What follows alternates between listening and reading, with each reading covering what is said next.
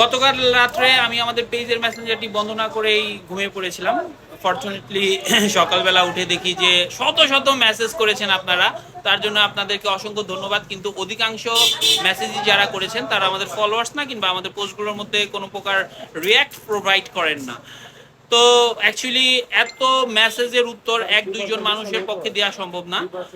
তাই যারা যারা আমাদের পোস্টগুলোর মধ্যে লাইক দিয়ে লাইক সহ স্ক্রিনশটটি মেসেঞ্জারে সেন্ড করেছেন তারা একটু ওয়েট করেন, আপনাদের সবাইকে আনসার দিয়ে দেব। এখন আপনারা বলতে পারেন, আপনি কি তাহলে লাইক কমেন্ট পাওয়ার জন্যই কি ভিডিও পোস্ট করেন? যদি আপনার এইটাই চিন্তা ভাবনা থাকে তাহলে আমি বলবো হ্যাঁ, শুধু আমি না, সোশ্যাল নেটওয়ার্কিং সাইটসে যারা যারা কন্টেন্ট ক্রিয়েট করে তারা সবাই কিন্তু পোস্টের মধ্যে লাইক কমেন্ট পেলে অনেক বেশি খুশি হয়। তো আমিও খুশি হই। তো দ্যাটস ওয়াই আপনাদের কাছে রিকোয়েস্ট করি যে আপনারা আমাদের পোস্টগুলোর মধ্যে অবশ্যই লাইক কমেন্ট করবেন। আর যাদের যাদের আমাদের পোস্টগুলোর মধ্যে লাইক কমেন্ট করতে অনেক অনেক প্রবলেম হয়, তারা চেষ্টা করবেন আপনাদের মহল্লায় যে জুয়েলারি দোকানগুলো আছে সেখান থেকে কেনাকাটা করার।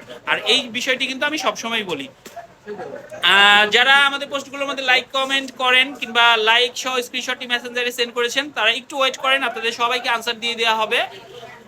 আর অবশ্যই আপনারা চেষ্টা করবেন পেজে যে লেটেস্ট আপলোডগুলো থাকে সেখান থেকে অলংকার পছন্দ করার জন্য।